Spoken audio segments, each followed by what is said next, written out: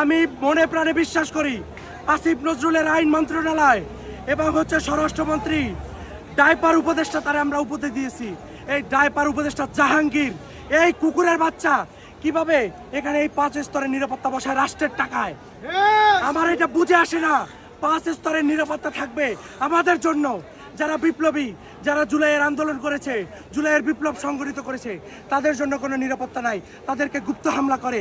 আর এরা ধানমন্ডি 32 একটা ভাঙা বাড়ি, সেখানে 5 স্তরের নিরাপত্তা বসাইছে এবং একই সাথে সেনাবাহিনীকে কলঙ্কিত করছে। তারা ইউনূসকে অবশ্যই এটার জবাব দিতে হবে।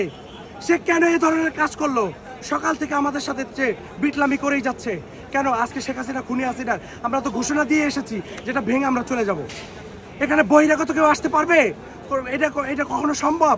এত বিপ্লবী রাস্তায় নেমে এসেছে, ছাত্র জনতা জুলাইয়ের মতো নির্বিশেষে নেমে এসেছে, মুহুর্মুহু পুলিশ।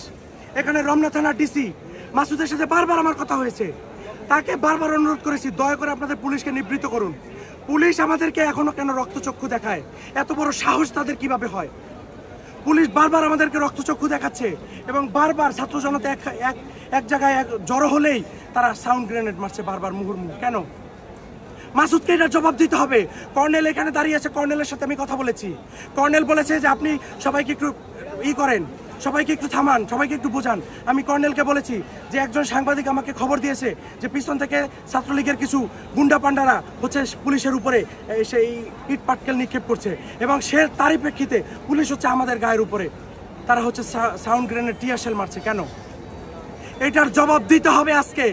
ধানমন্ডি না ভাঙা পর্যন্ত, 32 মাটির সাথে মিশিয়ে দেওয়া না পর্যন্ত আমরা এখান থেকে যাব না ইনশাআল্লাহ। আজকে এটা ভেঙে এখান থেকে আমরা যাব। যত ধরনের নিরাপত্তা আমরা এগুলাকে গুনায় ধরি না। এই নিরাপত্তা বেষ্টনী ভেঙে আমরা ভিতরে প্রবেশ করব এবং ধানমন্ডিকে জয় বাংলা করে দিব আমরা ইনশাআল্লাহ।